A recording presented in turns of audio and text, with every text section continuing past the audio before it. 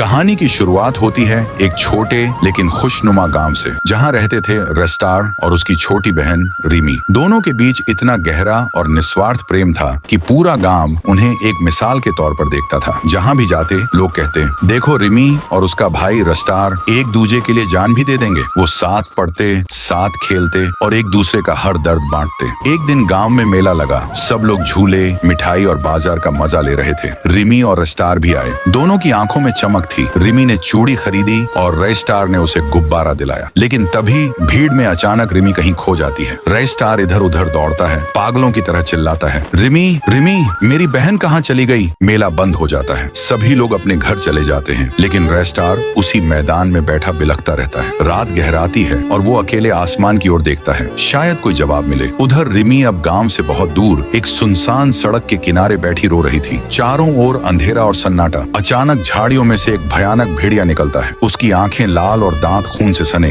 रिमी डर के मारे चिल्लाती है और भागती है। भेड़िया पीछा करता है। भागते हुए रिमी एक घने जंगल में चली जाती है। वो कांप रही थी, चीख रही थी।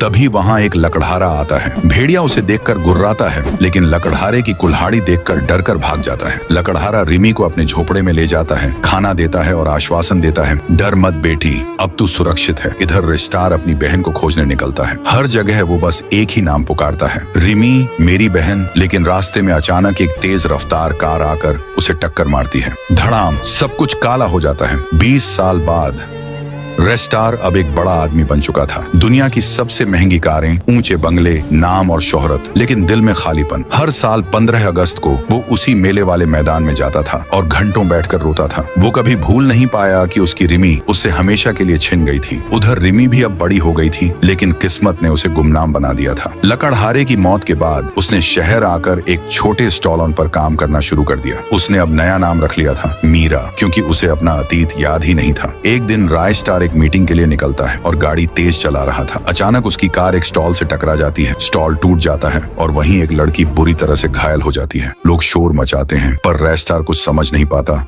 और वहां से चला जाता है। 2 दिन बाद रेस्टार गहरी नींद में था। तभी उसे सपना आता है। सपने में वही लड़की आती है जिसकी मौत हुई थी। वो खून से लथपथ थी, आंखों में आंसू और होठों से निकली बस एक बात, भैया मुझे क्यों मारा, मैं रिमी हूँ, तेरी रिमी। रेस्टार नींद से चीख कर उठता है, रिमी नहीं। बताइए, क्या आप पार्ट 2 चाहते हैं?